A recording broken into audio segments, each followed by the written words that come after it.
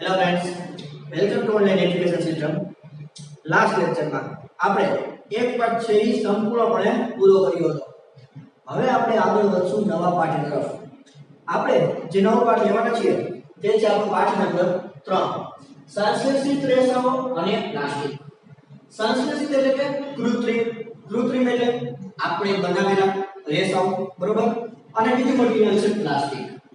પણ એ આપણે ડિટેલમાં જોશું. પ્લાસ્ટિક તો પછી જોઈશું. આપણે સ્ટાર્ટિંગ કરશું સંશ્લેષિત રેસાઓથી. ઠીક છે? હવે આપણે બધા જે કપડાં પહેરીએ છીએ તો કપડાં છે એ એક પ્રકારના કાપડમાંથી તો બનેલા જ હશે. કયા કાપડમાંથી બનેલા હશે? તો કે બે પ્રકારના હોય. એક તો કુદરતી અને બીજું છે કૃત્રિમ. તો વિદ્યાર્થી મિત્રો, હું તમને એમ કહું કે કુદરતી કાપડ હોય એવા શું હોય, તમે મને કોઈ ઉદાહરણ આપી શકો કે કુદરતી કાપડમાંથી આપણા કપડાં જે બનેલા હોય? તો તમે વિચારીને કહી શકો કે આપણે કપાસના મટીરીયલનો ઉપયોગ કરીએ છીએ, ઊનના બનાવેલા કપડાનો ઉપયોગ કરીએ છીએ અને રેશમના જે મટીરીયલ છે એમાંથી પણ આપણે કપડાનો ઉપયોગ કરીએ છીએ. હવે રેશમ છે એ આપણે વનસ્પતિમાંથી પણ મેળવી શકીએ અને પ્રાણીઓમાંથી પણ મેળવી શકીએ. એટલે એ વસ્તુ આપણે યાદ રાખવાની છે. આ હતા કુદરતી જે આપણને મળતા હોય તે. હવે આપણે શું સમજવાનું છે? સાથે સાથે આપણે જે બનાવી છે એટલે કે સંશ્લેષિત એટલે કે કૃત્રિમ. તો એવા રેસા કોને કહેવાય કૃત્રિમ રેસા? તો કે આપણે મનુષ્ય એટલે કે આપણે માનવી દ્વારા જે રેસા બનાવવામાં આવે છે તેને કહેવાશે કૃત્રિમ અથવા તો સંશ્લેષિત રેસા. તમે અથવા તો માનવ સર્જિત રેસા પણ આપણે કહી શકીએ. માનવે બનાવેલા છે તો માનવ સર્જિત રેસા. હવે સંશ્લેષિત રેસાઓ છે શું હકીકતમાં? વિદ્યાર્થી મિત્રો, તમે એક પ્રવૃત્તિ ક્લાસરૂમમાં તમે જ કરેલી હશે. તમે બેઠા હોય ક્લાસરૂમમાં અને તમારી પાસે સ્ટેપલર હોય તો તમે શું કરતા હોય? સ્ટેપલરને કન્ટિન્યુઅસલી દબાવતા હોય અને તેમાંથી પિન છે નીચે પાડતા હોય અને પછી તમે શું કરતા હોય કે પિનને ડેટા છે જોડતા હોય. આવું તમે કરતા હશો, બરોબર? તો તમે શું કરતા હોય કે ઈ એક પિન સાથે બીજી પિન જોડી દેતા હોય, એની સાથે બીજી પિન જોડી દેતા હોય અને પિનની લાંબી લાઈન કરતા હોજો. આવું તમે કરેલું હશે. એવી જ રીતે હવે તમે જુઓ, એવું જ સેમ ટુ સેમ એક્ઝામ્પલ એક આપું, એક મણકાનું. આપણે માળા ગણતા હોય, બરોબર? તેમાં જે મણકા હોય તો એમાં પણ એવું શું હોય કે એક સાથે બીજા મણકા એક સાથે જોડાયેલા હોય. મતલબ કે એક લાંબી સાંકળ જેવી રચના બનતી હોય. એવી જ રીતે તમને ટેક્સ્ટબુકમાં એક ચિત્ર પણ આપેલું છે યુ પિનનું, બરોબર? સ્ટેપલરની પિન ગણો કે યુ પિન ગણો કે આપણે એક સાથે જોડી અને તમે લાંબી સાંકળ છે બનાવી શકો છો. તો જે પ્રમાણે લાંબી સાંકળ આપણે બનાવી છે તો તે બધાય એક ભાગ છે અને બધાય ભાગ છે એ ધીમે ધીમે આપણે બધાને જોડતા જાશું એટલે એક આખી લાંબી સાંકળ બનશે. અને જે સાંકળ જેવી રચના છે એને આપણે કહીશું પોલિમર. યાદ રાખજો. એટલે મતલબ કે કોઈ પણ વસ્તુ બનેલી હોય ને તો એની પહેલા જે નાની નાની વસ્તુ કરીને બનેલી હોય ને તો એ એક વસ્તુમાંથી બનેલી હોય. તો આપણો જે ઘટક તત્વ છે પોલિમર, એમાંથી બધું છે એ બનતું આવે છે.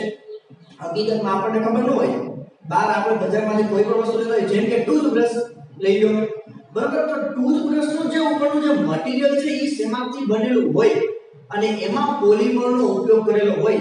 પણ આપણને ન ખબર હોય કે ક્યાં પોલિમરનો ઉપયોગ કરેલો છે. પણ આપણે એ સમજવાનું છે કે પોલિમર એટલે શું. પોલિમર એટલે હકીકતમાં કે લાંબા સાંકળ જેવી રચના ધરાવતો એક ભાગ.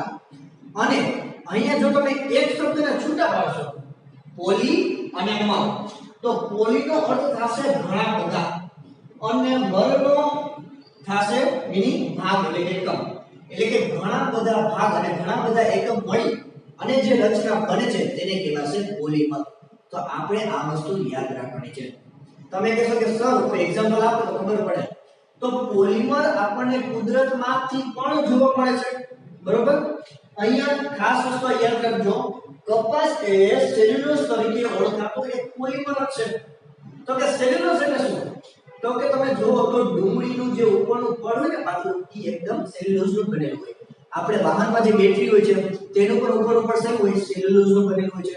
તો એવી જ રીતે કપાસમાં એક સેલ્યુલોઝ નામનો પણ પોલિમર રહેલો હોય છે કે તે પહેલા ઈ પોલિમર એમાં હોય અને પછી ધીમે ધીમે કપાસમાં તે જોડાતા જાય એટલે આખી લાંબી ચેન છે જોડાતી જાય બરોબર અને સેલ્યુલોઝ છે ઘણા બધા ગ્લુકોઝ ભેગા થઈ અને પછી એનું બંધારણ છે તૈયાર થાય છે તો આ વસ્તુ આપણે યાદ રાખવાની છે ઠીક છે હવે જે આપણે વાત કરી છે સંશ્લેષિત રેસાઓ એટલે કે કૃત્રિમ રેસાઓની તો તેમાં ઘણા બધા અલગ અલગ પ્રકારના રેસાઓ આવે છે તો ઈ આપણે થોડા વિસ્તારથી સમજવાના છે તેમાંનો પહેલો પ્રકાર છે રેયન અને મિત્રો ઘણા સમય પહેલા રેશમના કીડામાંથી રેશમ મેળવવામાં આવતા આપણે ખબર છે પેલા કાઈ નહોતું ત્યારે કાઈ તો થતો છે ને તો બહુ બધા વર્ષો પહેલા રેશમના કીડામાંથી રેશમ છે મેળવવામાં આવતા અને આ વસ્તુની શોધ થઈ ઈ ચીનમાં થઈ હવે ચીન તો તમને ખબર જ છે કે ચીને જે પોતે શોધેલું હોય તે બીજા કોઈને આપતા નથી એટલે આ વસ્તુ એ લોકોએ શું કરી ગુપ્ત રાખી કે અમે કોઈને કઈ કહેશું નહીં પણ થયું શું કે આ જે લોકો રેશમ બનાવતા ને એ એકદમ એટ્રેક્ટિવ હતા ખૂબ જ આકર્ષક હતા પણ સાથે સાથે મોંઘા પણ હતા સ્વાભાવિક છે કે એ લોકો એક પાસે જોવાનું છે એટલે કાઈ તો મોંઘું કરશે જ એટલે આ વસ્તુ આપણને બધાને ન મજા આવી એટલે શું કર્યું 19મી સદીમાં વૈજ્ઞાનિકોએ ભેગા મળી અને એક અલગ પ્રકારના રેસા બનાવ્યા કે જેથી આપણે ચીનની જરૂર પડે નહીં અને આપણે આપણી જાતે વિકાસ કરી શકીએ તો એક અલગ પ્રકારના રેસા બનાવ્યા કે જેને કહેવાય છે રેયન પ્રકારના રેસા તમારે વ્યાખ્યા યાદ રાખવી પડશે કે રેયન પ્રકારના રેસા કોને કહેવાય તો કે લાકડાના માવા પર રાસાયણિક પ્રક્રિયા કરી અને અલગ પ્રકારના રેસા બનાવવામાં આવ્યા કે જેને કહેવાય છે રેયન તો કે લાકડાના માવા પર કઈ રીતે પ્રક્રિયા કરે છે મિત્રો તમે YouTube માં એક વિડિયો જોજો બરોબર છે આપણે ઘણી બધી વાત સાંભળ્યું હશે કે લાકડાઓ છે એમાંથી કાગળ છે મેળવવામાં આવે તમે પણ એવું સાંભળ્યું હશે કે લાકડાઓ છે અથવા તો જંગલો છે એના વૃક્ષો કાપી અને એમાંથી કાગળ બનાવવામાં આવે છે પણ આપણને પ્રશ્ન થવો જોઈએ કે કઈ રીતે કાગળ બને લાકડા છે ને તેમાંથી કાગળ કઈ રીતે બને તો YouTube માં એક તમે વિડિયો જોજો બરોબર કે how to make paper from wood એટલે એમાં તમને ખબર પડશે કે જંગલોમાંથી બધા જે વૃક્ષો હોય એને કાપી નાખે છે પછી એ લોકોની મોટી જે મશીનરી છે એમાં લાકડાનો છોલ કરી નાખે છે અને પછી એમાં કેમિકલ ને બધું એડ કરી અને એક બાજુથી કાગળ છે મેળવવામાં આવે છે એ વિડિયો જોશો એટલે તમને ખબર પડી જશે અહીંયા આપણે આ વાક્ય યાદ રાખશું કે લાકડાના ઉપર જે કંઈ પણ રાસાયણિક પ્રક્રિયા કરી અને જે કોઈ રેસા બનાવવામાં આવે છે તેને રેયન પ્રકારના રેસા કહેવાય છે એટલે હવે આપણી પાસે આ રેયન પ્રકારના રેસા આવી ગયા તો આપણે આ રેસાનું કામ નથી હવે જે રેયન પ્રકારના રેસા છે એ હકીકતમાં તો આપણે લાકડામાંથી જ મેળવી છે એટલે લાકડા શું કહેવાય કુદરતી સ્ત્રોત કહેવાય પણ એની ઉપર પ્રક્રિયા કરીને બનાવી છે આપણે તેથી તે રેસાને આપણે માનવ સર્જિત રેસા કહેશું આ વસ્તુ યાદ રાખજો તમને પૂછશે એક માસમાં કે રેયન એક કેવા પ્રકારના રેસા છે તો કે માનવ સર્જિત રેસા કેમ કે તેમાં પ્રક્રિયા કરીને બનાવી છે આપણે એટલા માટે એને માનવ સર્જિત રેસા કહીશું હવે જે આ રેશમ હતું એના જે રેસા હતા તેના કરતા કેટલા સારા છે રેયન પ્રકારના રેસા તો કે રેયન પ્રકારના રેસા છે તે રેશમ કરતા એક તો સસ્તા હોય છે એટલે એક વસ્તુ છે એ છે સસ્તા છે ઉપરથી તમારે જે રીતે વણવું હોય તે રીતે તેને વણી શકે છે અને મેઇન વાત કે રંગોથી રંગી શકાય છે આપણે આજે રોજિંદા જીવનમાં શાલ લઈએ છીએ ચાદર લઈએ છીએ ચટાઈ લઈએ છીએ તો રંગી જોઈએ છે ને